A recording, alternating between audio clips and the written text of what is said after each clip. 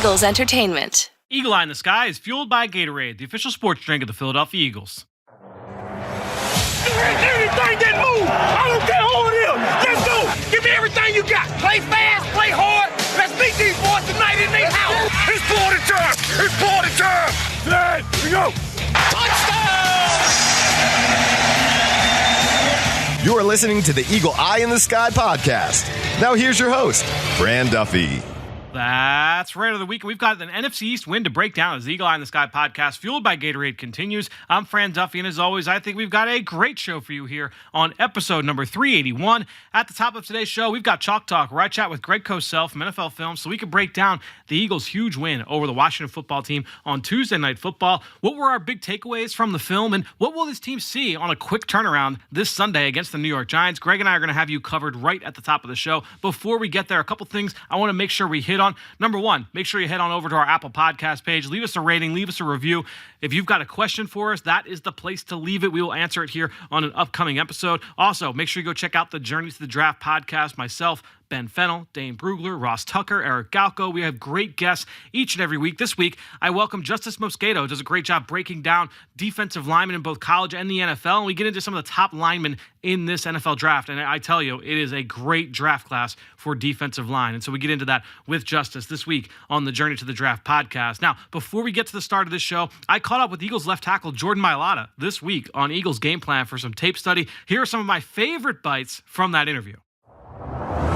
Jordan, thanks so much for joining us here on the show. Thanks for having me, Fran. And I guess first things first, as an offensive lineman, when I've talked with linemen in the past, they'll say, look, my family, they don't always see the base blocks. They don't always see the double team blocks. But when I get out on the move as a puller, that's where my family and friends, they get to see me out on the football field more often.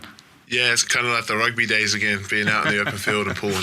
What have you learned most from Lane? When you reflect back on your career, a guy that obviously has been here for you since day one, clearly someone who plays with a ton of emotion like yourself as well, as we see on this play. I think the biggest thing that I've learned from Lane is to kind of have patience and also play with heart, man. Lane plays with a lot of heart. That's just the one thing I've learned from Lane, having that passion and holding yourself accountable to, if you know you're great and you're performing great and it's backed by the numbers, there's no reason why we should be falling short every week. So that's one thing I learned from him. Another guy that has had so much success in the screen game over the course of his career, Jason Kelce, with his athleticism. Both of you guys, such unique skill sets, and you do it in much different body types. What have you learned most from Jason over the course of your career? Heart, man. Jason Kelce's got the most heart out of anyone that I know. Just the pure grit that he plays with every week, to have the passion that he has for the game, the love that he has for his teammates. Not many people know, man. Jason Kelce makes everybody right, not just on the O-line. He makes everybody right. Receivers, QBs, tight ends. He's a very smart player. And then when you see the passion and the grit, the heart that he plays with, it's very inspiring. And so one thing I've learned from Jason Kelce is how to be a leader. You see it. It's very infectious. It's inspiring. And I think for me, it's kind of the player I want to embody myself as. The guy's the mayor of Philly, whether he knows it or not. And that's the thing, is whenever you talk to anybody about Jason, it's always not necessarily the toughness that we all see in games, but it's throughout the process. It's throughout the spring and the summer and during the week in November when it's 20 degrees outside and you don't feel like getting up. Jason always there pushing everybody along. Yeah, he really is, mate. He really is. He's always there. When you talk about that athleticism, I mean, so often, guys, you have the ability to get from point A to point B, but then having that athleticism, you've got that as well, to be able to track a moving target and stay under control and finish out in space. That's a really, really difficult thing to do. Yeah, that's one thing I'm still trying to learn from Kelce, just watching his film and then practicing with him. It's just a thing of beauty. You just see how he pulls with speed and control and able to finish. Take two, look at that. That's ridiculous. Yeah, I mean, it's consistent. Insane. This goes back years that he's been doing this. Yeah. The 4 years that I've been here, it's just insane. He does this every year. Look at him. He's trying to go back for more. That's what I mean. That's why I play the way I play now, is because I see things like that for Kels, and that stuff fires me up, to be honest. And this was from a couple weeks ago here against the New York Jets, where once again, same kind of deal, and what you're always seeing from Jason Kelce. And I think the one thing that's always kind of undersold with him as well, everybody sees these plays out in space, but we don't always talk about what he can do basically in the trenches, matched up with whether it's a drive block one-on-one, working with double teams with his guards. And I feel like this play against Denver, you really get a sense of his ability to displace defensive tackles. We don't talk about that enough on the outside. Yeah, you just look at that. Like, the gap that he creates is just insane. And I think, for Kels, he knows that he's not the biggest center of them all, but he knows about hard work. He knows about his body. He understands his body. He understands how to manipulate it so he can pull off these blocks. And so I think once you get a great understanding of your body, you can do so much. And Kelsey's proof of it. Yeah, another example here on a touchdown for Kenny Gainwell. When you guys are able to... look at that beautiful block. Oh, my days. Him and Isaac, man, I swear, the most technical sound people I've ever played with in my life. How long does it take you to get to that point? So you feel like, I feel really comfortable, where it's almost second nature, it's muscle memory at that point? Yeah, I think once you play next to the player that, like, over and over again, you can get that feel.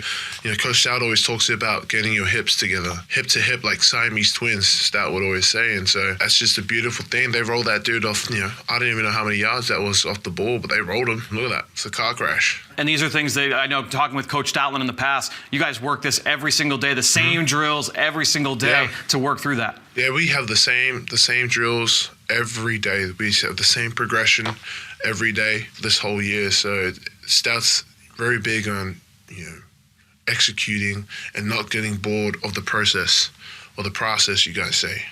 And, not getting bored of the little things. And so we make sure that we're doing the right techniques and doing the same techniques over and over again. One guy that you've spent a lot of time with here over these last couple of months is the rookie left guard, Landon Dickerson. And I'm interested to kind of get your thoughts on what you've seen so far from Landon. He is a bigger gentleman like yourself. So some of the things that he's able to do with his body, you're able to kind of share those same kind of qualities.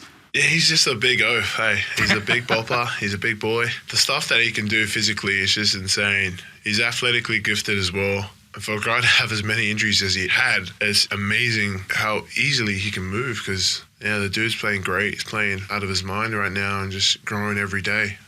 Like I said, just playing next to the guy every week, you can form that sort of relationship that you guys can get the timing down right. And look at that. You just see him and Kelce just roll that dude off the ball as well. How often do you have to work that when you're as a bigger offensive lineman in terms of working with proper leverage and, you call it, whether it's the shoot drills or just being able to consistently play low to high? I think when you do it, especially with Kels is very specific on hitting the technique. So these guys will do it. They'll hold themselves accountable, especially Kels. If it doesn't feel right, they'll keep doing it till it feels right. That's just a credit to how Kelce is. And, he's teaching us to train the right way.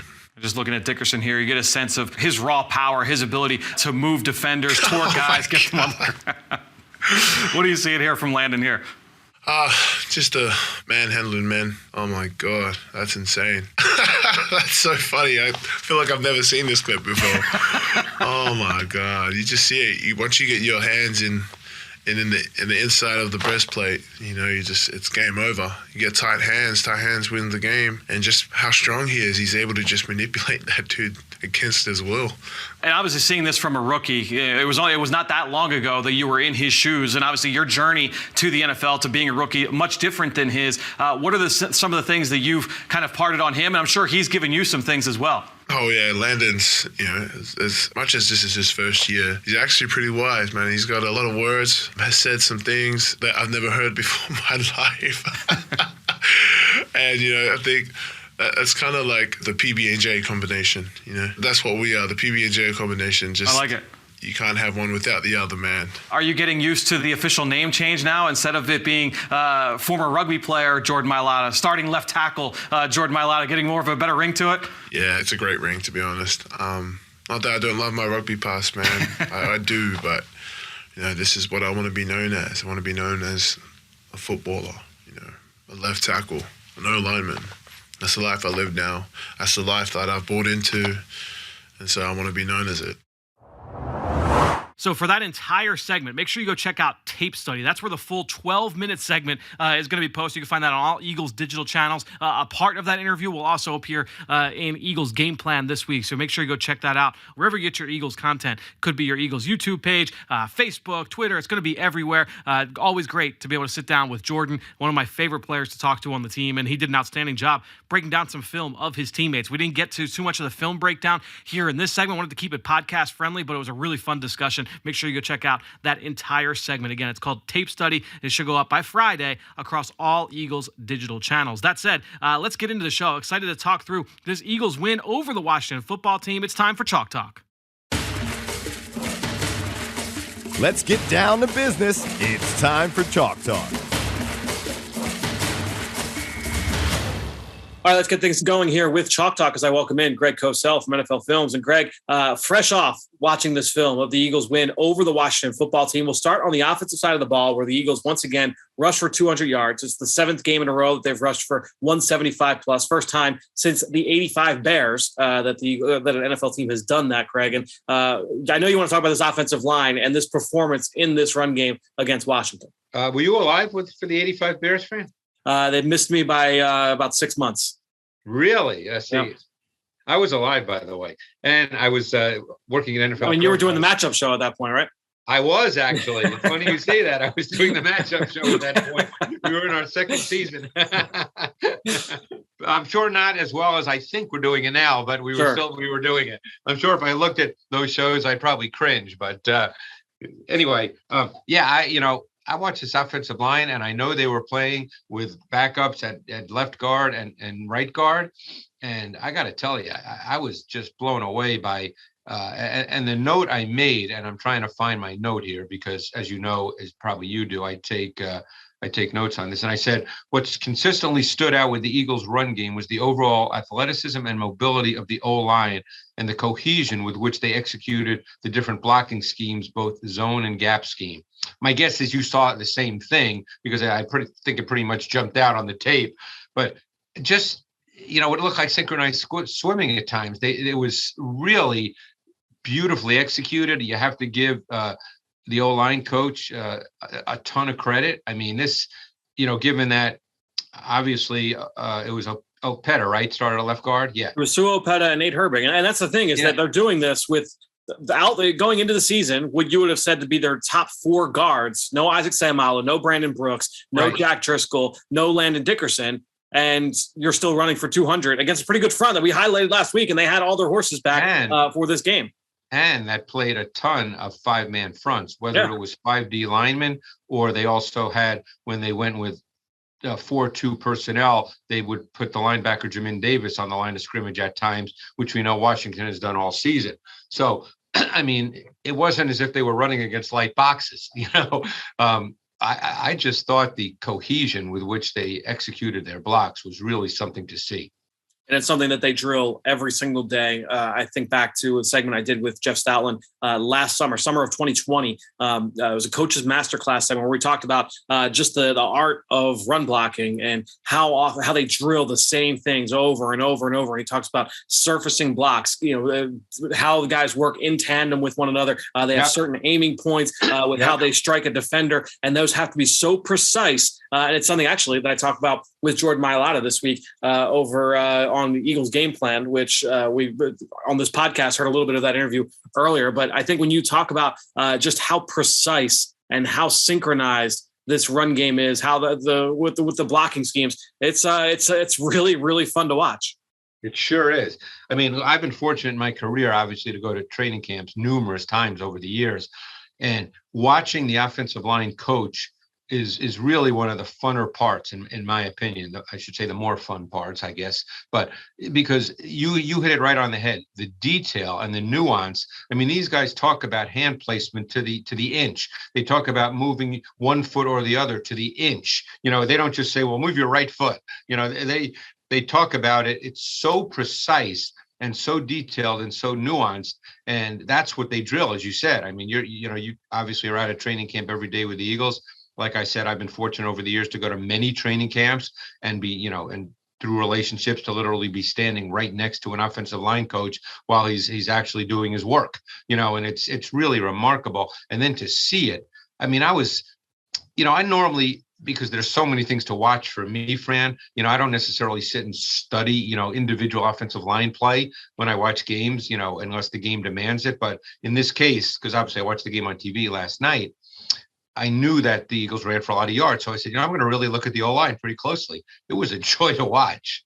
Yeah, no question. And it's not just the same old cast of characters of Jordan Mailata and Jason Kelce and Lane Johnson. While those guys excelled, you got to give a lot of credit to Nate Herbig and to Sua Opeta. Those guys never looked like they were swimming out there, and that's a credit to those guys as well as to the coaching. But one thing that stood out to me, Greg, while watching the game live on Tuesday night, it seemed like, we know the strength coming into this game was the two defensive tackles inside, Daron Payne, Jonathan Allen. And it seemed like the Eagles wanted to place a lot of emphasis on those perimeter runs. Hey, we're going to run a more outside zone. We're going to run some of those pin pulls, some of those speed option plays. Let's get these guys moving lateral. And then you get to like midway through the third quarter into the fourth quarter. The Eagles are trying to salt this game away. They've got a 2-score lead.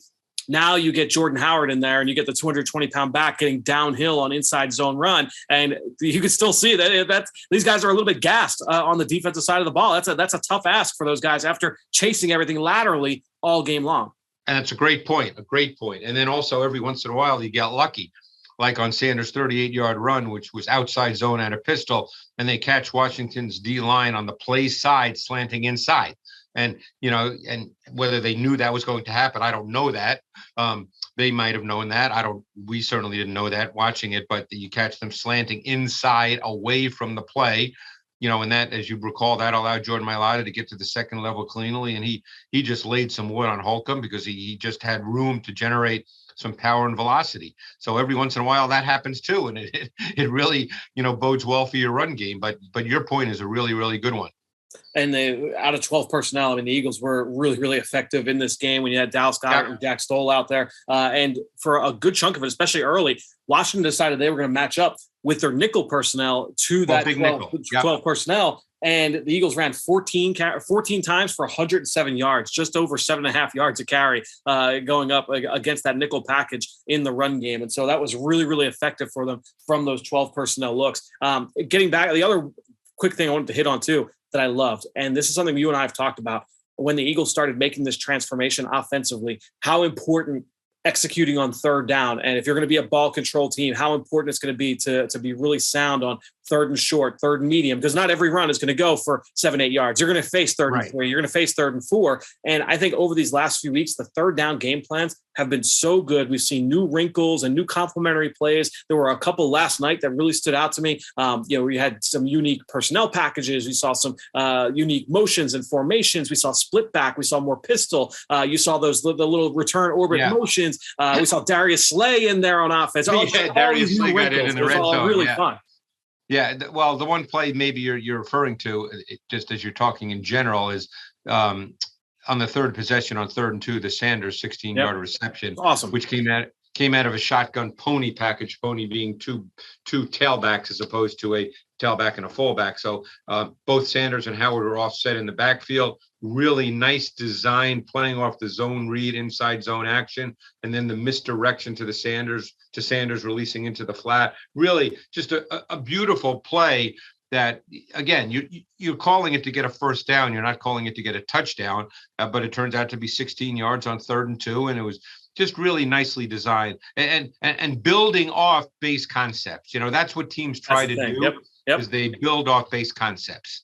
Yeah, and later on, we saw that pony set once again on that 4th and 1 where they ran the little option play, the little pitch play rather, to Jordan Howard. That came back due to a hold. But again, just kind of working in these different personnel packages, the different formations and different motions. I thought it worked really, really well for them. And look, the third down numbers at the end of the day weren't like eye-popping. I think they were like 7 for 13 or something along those lines, 6 for 13. Well, that's good. There were a couple drops in there. There were a couple, there were some plays that were like, okay, like those numbers could have been even better. While those numbers are good, and if you're going 50-50, that's going to be near the tops of the league. It was just, I thought the third down game plan especially was really, really impressive. Let's get to Jalen Hurts. Obviously, a big topic of conversation. Where a handful of minutes into this podcast, and we haven't mentioned the quarterback yet. I'm interested to kind of get your thoughts on what you saw from number one here in this game. Well, I'm going to start with a play that plays off your third down conversation here, because I thought a play that I really, really liked was the Reagor 34-yard screen on 3rd and 6 on the fourth quarter touchdown drive, because that was an audible. He saw the pressure front with the double mug look. He saw the man coverage on the outside, and he checked to the boundary screen to Reagor, and they got Goddard and Johnson out in front. I thought that was really good pre-snap recognition by Hurts to a very simple, basic play, but a play that really was effective against what he saw. So again, playing off both Hurts, and we'll talk more about him in a sec, but just playing off the third down conversation. And obviously that touchdown drive basically sealed the game to a large extent. But I thought that was just a really good job by Hurts with understanding what he was seeing before the snap. And that's what you want to keep getting your quarterback working toward, winning the down before the snap of the ball. So then the execution becomes relatively easier. It's never easy in the NFL, but relatively easier. And I feel like he in the pre-snap phase, Jalen Hurts has been really strong, especially when it comes to checking to different run plays. And you go back and you watch and you see how often he's been active in that facet of this offense. And it's happened numerous times. That was a really good example that you highlighted, the 34-yard catch and run from Jalen Reagor. Obviously, the play that immediately followed that was one of the better throws and catches of the night. And that was the touchdown to Greg Ward. Which again, it's probably not his call. Maybe it's the coaching staff's call, but I think they went no huddle on that, right? Didn't they come? They did, right up yep. And they caught. You could see Washington struggling to get guys off the field at that point. That is correct, and even struggling to get lined up properly. Yep. So that was obviously a really good call and a really good ball, because it was basically back shoulder. But overall, I thought Hurts played well. I think that he made some really good throws. I think there's always a couple where you say, hey, he's not quite there yet. For instance, I'll give you a great example. I thought, obviously, his sack fumble is not a good play, but I thought that's a great learning play for Hurts in his continuing development. And I don't know how you saw it, but I saw it as a boundary read for Jalen Hurts. And he had Goddard on the skinny post, but he didn't turn it loose. Only he could tell you why. But to me, he also then, if he just didn't feel like Goddard was there, that's fine. If you don't feel like he's there, that's fine. But then he's not quite advanced enough to where he could come back to the trip side where Gainwell was wide open on the delayed in breaker. That's a learning play. But overall, I thought he played really efficiently, played well. I think that the design of the offense in the pass game was really strong and allowed him to be decisive and efficient. And it was a really strong performance by Jalen Hurts overall. And you mentioned that play, the sack fumble, and obviously there's been a lot written in the market right now about that play, the interaction between both Jalen Hurts and Nick Sirianni on the sideline afterwards. Both guys talked about it after the game on Tuesday night and said, Jalen has let me know he wants to be coached hard. And so Nick Sirianni following through with that, I think having an understanding, and it's something we talked about on the postgame show last night. I talked about it with Ike, Greg, where the power of a coach to have that understanding of which buttons to push with certain players. Hey, this is a guy that I can coach hard. This is a guy that you kind of have to you have to love up on, right? And you have to kind of bring along. And I think that we've seen numerous cases this year. You could point to last night as well, but it's numerous cases, big picture this year, where guys have come up short or they've made mistakes. And this staff has stuck with them, and they've come through. And I think a small example of that would be Jalen Reagor. The last time this team played the New York Giants, obviously he has a couple of those pivotal drops late in the game. What do we see the very next time the team takes the field? He lays a key block on that Kenny Gainwell touchdown. He has the big catch and run yesterday. He also had a couple of really nice blocks in the run game in this game. So I think it's just a lot. There are a lot of people saying, "Oh, well, there's got to be somebody else to play. Bench Jalen Reagor, put somebody else in." This staff showing that faith in some of these young players. Right. Dallas Goedert has that drop that leads to the interception on the opening drive. What do they do? The very next drive they come out, they hit Dallas Goedert for big completions down the field. So consistently kind of sticking with these young players, understanding it's a young team. You're going to make mistakes. You got to kind of have to ride that wave. But I think we've seen that time and time again with the staff. Well, a couple of points. Number one, I always think it's really important for a quarterback to want to be coached hard, because it's the hardest individual position in sports. And even the great ones, they make mistakes or they don't see something, and you have to coach them, and they have to be willing to do that. And I think Jalen Hurts, I don't know Jalen Hurts personally, but from what I understand, that's his personality. Two plays I just like to mention that I thought were real positive. I thought the 21-yarder to Goddard on 2nd and 6 on the second quarter TD drive was a really good play by Hurts. He hit Goddard on the crosser. It was one of the few times Washington played cover one. They hardly play any man coverage, but on this particular snap they did. And I really liked Hurts' pocket movement, sliding through his left while maintaining his downfield focus. That was a great route from Goddard too. Outstanding route from Goddard. Yeah, that's what I really like to see. The other thing I thought was a really good play and plays to the elimination and isolation traits that every higher level quarterback must develop and have. I thought, and this play in the course of the game probably seems like a nothing, but it was Watkins 9 yards on 2nd and 7 in the fourth quarter. I don't know if you remember that play. Okay. I thought it was a really good example of Hurts working the progression, because he looked to his left. That was the initial read. He didn't see it, or he didn't feel a throw was there. And he came back to Watkins on the right. And I thought that was a really good example of staying poised, composed in the pocket, working the progression. I thought his feet were tied with his eyes really well on that play. I couldn't agree more. I think that, these are the things you look for in development. Another area he does need continued work on is the deep ball. He does not have a naturally strong arm. So therefore his throwing mechanics must be really good. And that's just something he needs to work on, because right now his deeper balls show a tendency to lose energy on the back end. But overall, I think we saw a really strong game. And just getting back to the overall offense, last night, the run game was dominant and outstanding without Hurts really being a big factor in the run game. Yep. There were not a lot of design run calls. He's always going to have a few scrambles because that's part of his game. But I think there are only one or two true design runs called. And so that makes what they did in the run game even more impressive. No doubt. And it's 2 weeks in a row now, because obviously he did not play against the New York Jets, where this team had a lot of success without utilizing Jalen's legs as often on the ground.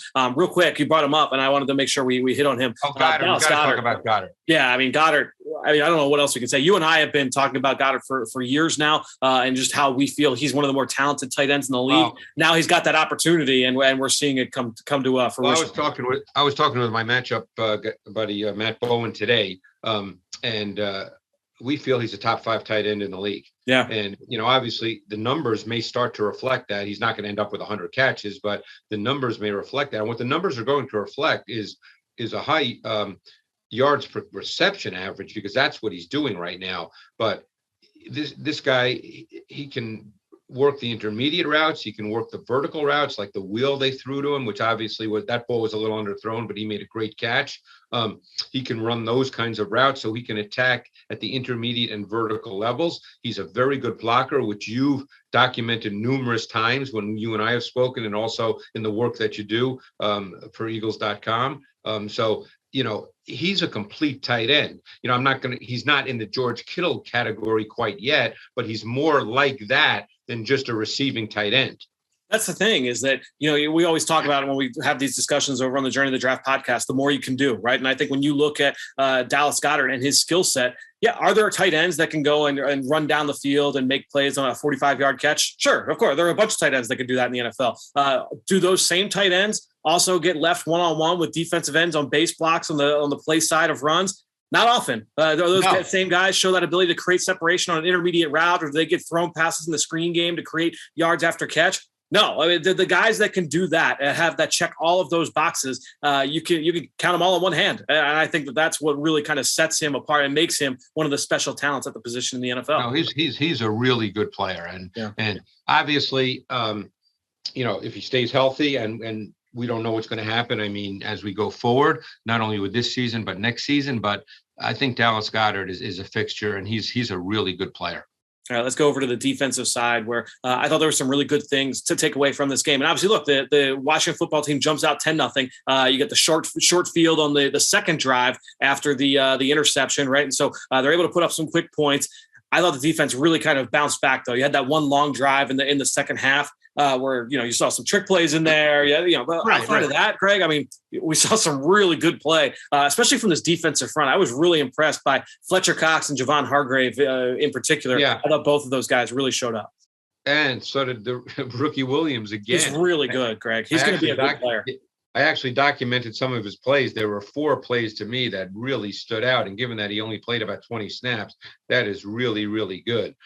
So no, he stood out a lot. I thought they did a pretty good job with some disguise and some late movement to get to different zone coverage concepts. They played a good amount of cover 2. They got to it differently. Edwards was off in the middle hole defender. But I thought, again, they didn't play as much man coverage in this game as they have in recent games, but obviously they felt that was playing more zone coverage was the way to go in this particular game. Because don't forget, you're playing a quarterback that hasn't been on a field in a long time, and man is much easier for a quarterback who hasn't played because he just picks out a guy he wants to throw it to. Zone, you kind of have to make him, read things out and see what windows are available to throw the ball. So for a guy who hadn't played in a long time, that's much tougher to deal with. No doubt. I think I'll give some credit to Garrett Gilbert. He did not. This wasn't a guy. He's been in the league for 7 years, right? So obviously he's been around. He did not embarrass himself at all. He did not embarrass himself at all. No, not at all. But I think when you look at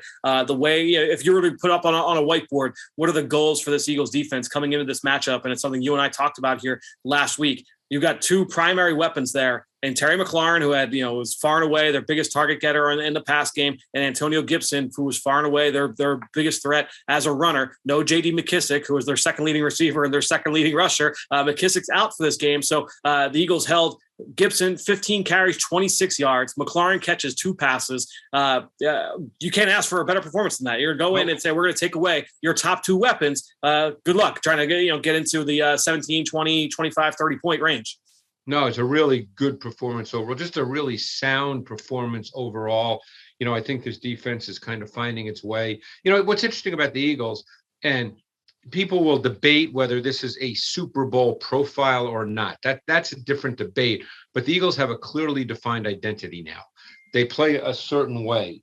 And, like I said, you can debate, whether that's the kind of profile that leads to being in a Super Bowl. But they're obviously a great running football team. Hurts threw 26 balls last night. I think it was 26. He probably had, with the scrambles, about 30 dropbacks. So that's sort of, I think, what they want to be. And their defense has now become very solid with a D line that can be dominant, which is a nice thing to have. So they have a distinct profile of how they want to play. And, it's a lot of teams still can't say that even this late in the season. The Eagles can. What I like about it too is that you and I have talked about it almost on a weekly basis. Is the game plan and the philosophy will change depending on the opponent. Where sometimes we're going to see, hey, third down, it's going to be heavy blitz, heavy man coverage. Sometimes they're not going to blitz much at all. I only had a couple blitzes for them on Tuesday night against Washington. They barely blitzed. Yeah, we didn't even see like heavy stim pressure, right? So I think that just constantly kind of changing things up, keeping offenses guessing. It's been fun to watch this group continue to evolve. And obviously you've got these players such as Darius Slay, Fletcher Cox continuing to show out, Javon Hargrave continuing to show out. I tell you who I noticed on tape. I mean, and again, I think we're not suggesting he's an all-pro linebacker, but I thought Singleton showed up on tape in this game. Yeah. He moves around, he makes tackles. To me, he just showed up in this game. I thought it was a strong performance. I'm not charting every play or grading every play, so I don't know what the linebacker coach thinks, but to me, he showed up on tape. Sure. No, I'd say I thought both linebackers showed up. I thought TJ had a good game as well. Let's spin this forward here to this upcoming matchup against the New York Giants, a team that the Eagles saw just a few weeks ago in Week 12 up at MetLife Stadium. Now they get them here on a short week at Lincoln Financial Field. Giants looking a little bit different than what we saw previously. And we'll start on the offensive side of the football. The big story going into that game a few weeks ago, who's going to be the play caller? Jason Garrett had just gotten fired. Well, now we've got a 4-game sample of Freddie Kitchens. And Greg, going back and just kind of looking at the numbers, some of the differences that we're seeing from the first 11 weeks through the last 4, we're seeing more 11 personnel. We're seeing more empty. We're seeing more screens. The ball's coming out of the quarterback's hands faster. So I think that kind of paints a facet of this matchup to keep an eye on. Yeah, I just don't know what to say about this offense. It's tough right now. I mean, in all honesty, and I'm not trying to be sarcastic or mean, but they're a tough watch. I guess we don't even know who the quarterback is at this point. So I'm not really sure what to say. The issue that they've had really all season, no matter, even when Daniel Jones was playing, is they just don't have any consistent run game whatsoever. And you can talk about the changes, like you said, and those are tactical and conceptual changes. Yep. But when all's said and done, they need to be able to run the football. Okay, whether you want to talk about running it out of 12 personnel, which they played more of prior to Freddie Kitchens when Jason Garrett was there, or whether you talk about out of 11 personnel. It doesn't matter the personnel package. They've got to be able to run the ball, and they've not been able to do that. No, and Saquon obviously has been banged up. He returned actually in that game against the Eagles in Week 12. Hasn't quite looked like himself. Doesn't look like he's 100% healthy at this point. But they have not been able to get a consistent run game going. And they've had pieces kind of cycling in around the course of that offense. Pass catchers going in and out of the lineup. Offensive linemen going in and out of the lineup. Obviously, the musical chairs at quarterback these last couple of weeks with Daniel Jones injured. So, yeah, it's tough to kind of project from that standpoint, looking at this matchup. What I would say, I guess, is from a pass game standpoint, I wouldn't expect that whether it's Mike Glennon or whether it's Jake Fromm, I don't think that they're going to be dropping back and holding onto the football and letting that rush get home. My guess is it'll be a lot of quick throws. Let's get the ball out of the quarterback's hand as fast as possible. We're not going to let that D-line take over the game. I couldn't agree more. And if it is Jake Fromm, they clearly need to have a run game or it's going to be too hard. Yeah. Because Jake Fromm needs a run game. So it's just, I mean, again, you never know. That's why they play the games. And unfortunately, because of the fluid situation with COVID, you don't know who's in and who's out. You don't know. You just don't know. But if you look at this game, you'd be hard pressed to think that the Giants would be able to score many points. Going back and looking at that game from Week 12, the one thing that stood out, the Eagles early on, heavy blitz, right? And that was during that point where we were seeing them blitz a whole lot, especially on third down. And the Giants overall bad on third down. I believe they were 3 for 13 on third down that afternoon up at MetLife. But a couple of those conversions were really well-designed cover zero beaters against cover zero. And then you saw the Eagles kind of say, all right, we're not going to send the house anymore. We're going to do more of these sim pressures, 3-man rushes where we're going to show pressure and then drop out. And they had a lot of success doing that. And so seeing that kind of chess match, we'll see if that takes hold here in this game on Sunday as well. Yeah, I think you'll probably see. I mean, again, my guess is you're going to see the Giants in a lot of third down situations. And I'm very curious to see how the Eagles, what the Eagles do tactically in those situations. Let's get over to the Giants defense. And this is a group that has been really fluid as well. They've had some injuries up on the back end and also up front. Leonard Williams was out for a little bit, but has come back. And Greg, the guy's playing with one arm right now. He's got that big brace on his elbow. He has played really, really well, especially, really over the last couple of years since becoming a Giant. But Leonard Williams, one of the better players on that group. And then we've talked about that secondary, just a versatile group back there, guys that can play a number of different positions, and they use them in a lot of different ways. Yeah, no, I actually think this defense, and because the offense has been pretty poor, unfortunately for them, but I actually think their defense is pretty good. And I think their defense is not an easy defense to play against. Keep in mind that their pass rushers on the edge are 2 rookies, Ojulari and Roche, and in addition to Carter, who has improved as a pro as a pass rusher. He did not come out of Georgia as a big-time pass rusher, and he may never be a stud pass rusher, but he's improved. They play a ton of zone coverage. They're not a man defense. Their percentage of cover one, like Washington's, is among the lowest in the NFL. So, they'll play some cover 2. Crowder is their constant at linebacker. He literally plays every snap in every package. And then they mix and match in the nickel with Ragland and Benardrick McKinney, who looked like a really good player a few years back with the Houston Texans. And obviously it didn't work out. But and then in the secondary, they mix and match quite a bit. They were starting to play Aaron Robinson, the rookie, quite a bit. I think, was he injured or was he COVID? I believe he was injured, but I'm not positive on that. Okay, because of his COVID, he could be back. Because the last time he played on the outside, and then after playing much of the year in the slot. And my guess is they they see him that way, which I kind of did too. Watching him in college, I thought he could play on the outside and be good at it. But I think it's a pretty good defense, to be honest with you. I think, they've been hurt by the fact that their offense just hasn't been able to sustain offense and put up points. Yeah, no, they definitely will present a challenge in a number of different ways for Jalen Hurts and this pass game and the run game. We'll see if the Eagles can keep things going on the ground once again against this team. We'll be back next week to break it all down. Greg, thanks so much for joining us here on the short week for the Eagle Eye in the Sky podcast, fueled by Gatorade. Thanks, Fran. Appreciate it. Hey, Eagles fans, get ready for the game each Sunday with an exclusive look at Eagles pregame warm-ups brought to you live each week when you join myself, Amy Campbell, and Eagles insider Dave Spadaro on the Kickoff Show presented by Exalta. We provide Eagles-focused analysis, late-breaking news, and the team perspective that you cannot get anywhere else. The Kickoff Show, presented by Exalta, can be seen live 50 minutes before kickoff on PhiladelphiaEagles.com, the Eagles mobile app, and the team's social media channels.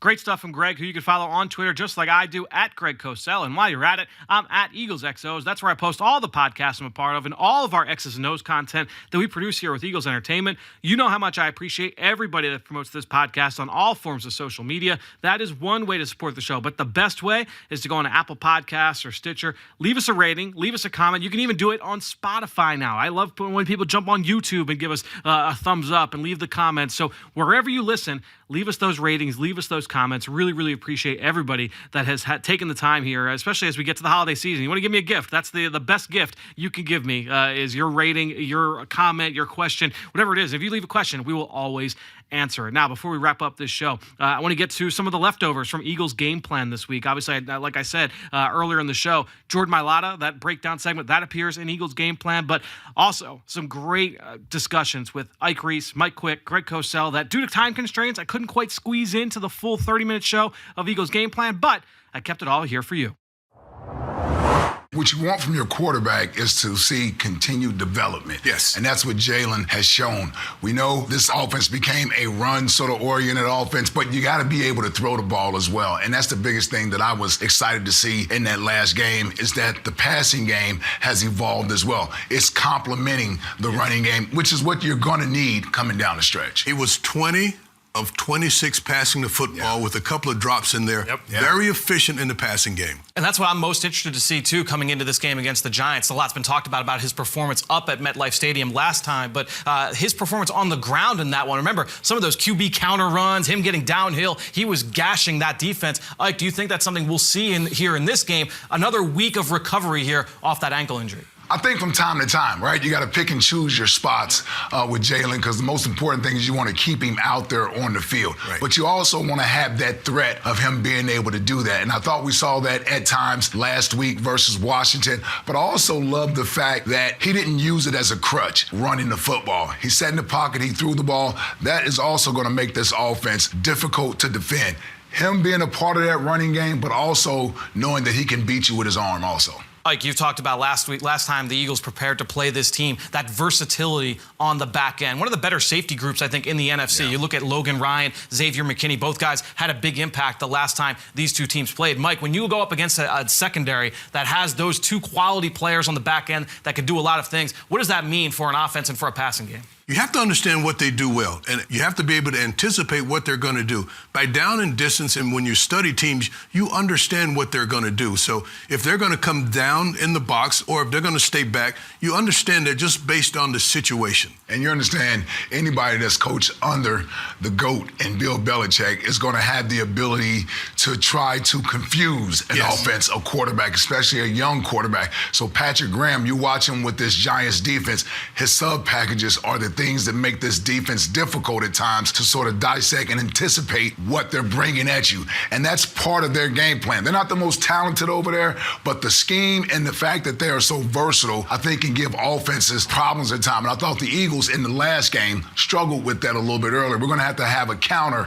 to what they like to do. That versatility is led by players that they consider positionless players. Yeah. And a guy like Logan Ryan back there, a guy that you can use in so many different phases of your defense, it really helps them to just change things up and keep you guessing on the offensive side of the ball. This is something that's always been tough, even for veteran quarterbacks to deal with. The other thing that they ask quarterbacks to do with their pressures, because they're very good at designing them, is to read hots and get rid of the football quickly. And if you don't read the hots, very often the pressure will get to you and you're forced to leave the pocket, or it will be a sack.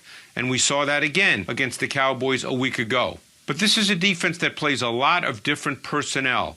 They have different nickel packages, dime packages. They play a lot of different people in the secondary, and they move them around. Logan Ryan, Julian Love. They can play corner. They can play safety. They can match up to tight ends, which will be important in this game against the Eagles. But even though the Giants' record is not real good, this is not an easy defense to play against, and it will absolutely be a challenge for the Philadelphia Eagles offense.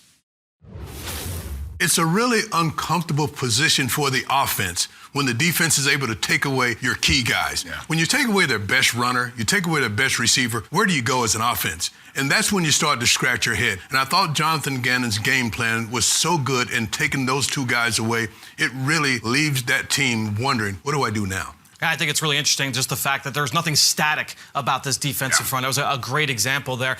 Mike Quick, let's rewind a little bit. Going back to Week 12, remember the big talking point in that matchup? Freddie Kitchens taking over as the play caller for the first time. Well, now we've got a 4-game sample. And just going back and watching the film over the last few weeks, I think we've seen some changes from Jason Garrett to Freddie Kitchens. The New York Giants, they're spreading it out more 11 personnel, more screens, more empty. What does that mean for this matchup?